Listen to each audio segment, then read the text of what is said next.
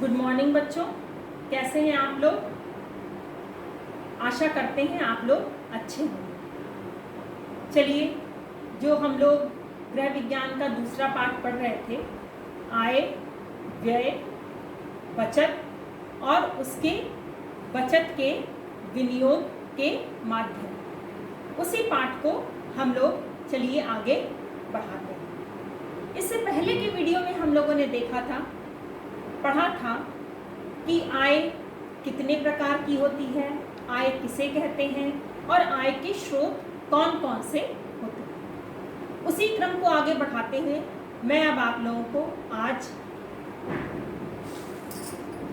व्यय के बारे में बताने जा रही हूँ कि व्यय किसे कहते हैं और व्यय के प्रकार क्या हैं और व्यय को प्रभावित करने वाले कारक कौन कौन से हैं। तो उसके लिए सबसे पहले मैं आप लोगों को बताना चाहती हूँ व्यय क्या होता है। हम सभी को पता है कि व्यय खर्च होने वाले धन को कहते हैं, जो हम अपनी आवश्यकताओं के लिए अपनी आय में से खर्च करते हैं, वह क्या कहलाता है, व्यय कहलाता है। अब व्यय के प्रकार कौन कौन से हैं? तो पहला प्रकार है निश्चित व्यय। निश्चित व्यय वह व्यय होता है जिसे हमें निश्चित रूप से करना ही होता है, इसको हम टाल नहीं सकते। जैसे कि भोजन पर किया जाने वाला व्यय, बच्चों की विद्यालय में फीस जमा करना, बिजली का बिल, मकान का किराया। अगर हम इस व्यय को नहीं खर्च करेंगे तो हमें हानि होगी। जैसे फीस नहीं जमा करेंगे तो बच्चों का नाम कट सकता है या हमें लेट पेमेंट भी देना पड़ सकता है। अगर हम किराया नहीं देंगे तो मकान मालिक हमें घर से निकाल सकता है। बिजली का बिल नहीं देंगे तो बिजली कट जाएगी। अगर भोजन पर व्यय नहीं करेंगे तो हम लोगों के भूखों मरने की नौबत आ जाएगी। अब बात करते हैं अर्धनिश्चित व्यय। अर्धनिश्चित व्यय क्या होते हैं?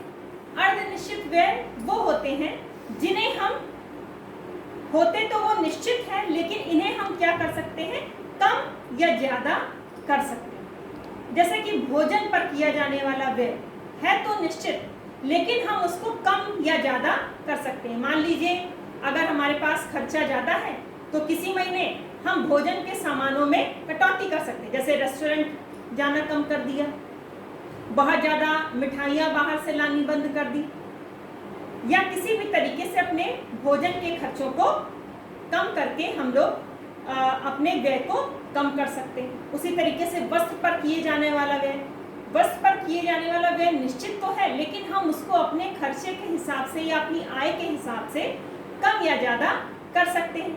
मान लीजिए कि अगर हमारे पास आय कम है तो हम लोग सस्ता कपड़ा पहन सकते हैं।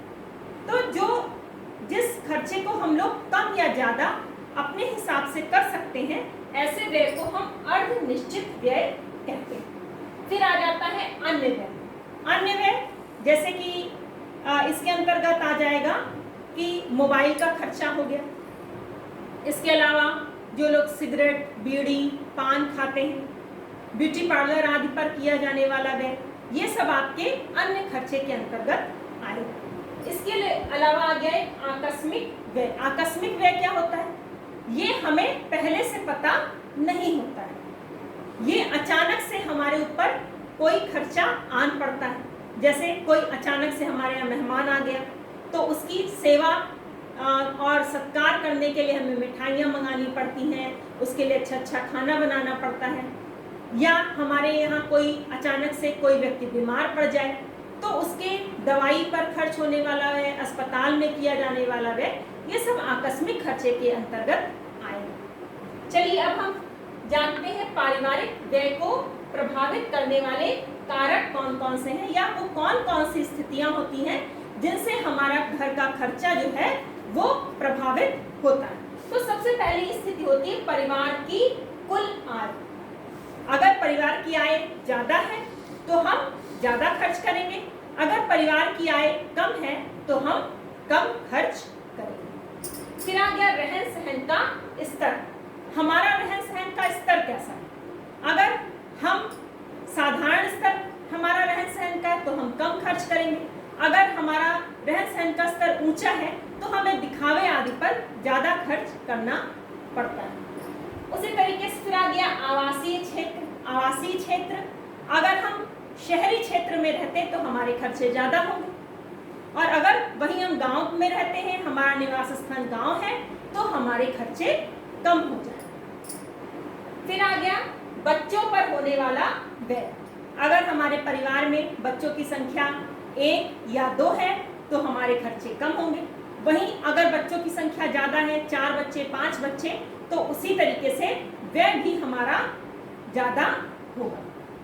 फिर आ गया परिवार का स्वरूप। इसके बारे में बहुत से अर्थशास्त्रियों का मतभेद है कि परिवार का स्वरूप कैसा है।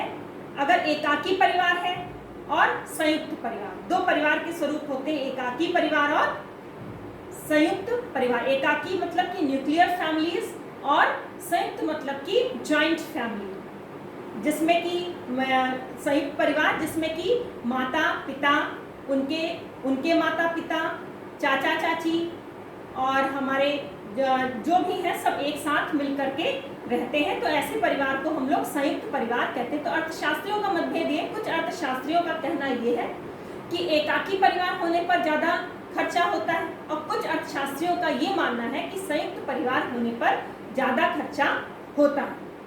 क्योंकि कुछ खर्चे जैसे नौकर आदि पर होने वाला व्यय, अगर हमारा संयुक्त परिवार है तो हमारा कम खर्चा होगा।